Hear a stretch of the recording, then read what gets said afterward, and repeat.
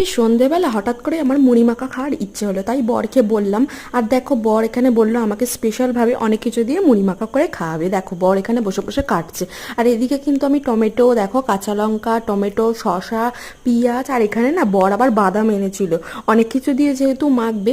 দেখো আর এদিকে না সন্ধেবেলা যেহেতু আমি, তাই জন্য দেখো চা বসিয়ে দিয়েছি। আমার এদিকে চা কমপ্লিট, আর এদিকে কিন্তু বরবাবু দেখো এখানে মুড়ি মাখা করবে বলে সব কিছু কেটে কুটে নিয়েছে, কাঁচা লঙ্কাও দিয়েছিল।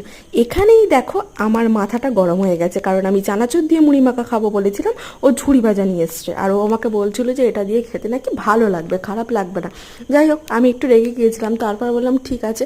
ও এখানে তো খুব ভালোভাবে মেখেছে, আর একটু কাঁচা সর্ষের তেল দিয়েছে, এটা কিন্তু দিতে একদম কেউ ভুলো না।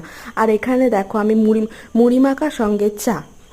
বড়বাবু তো এখন খেতে বসে গেছে, ও পুরো ভাতের মতো খাচ্ছে। আর তারপরে দেখো আমিও মুড়ি নিলাম, এইভাবেই সন্ধেটা কাটালাম, আর বেশ খেতেও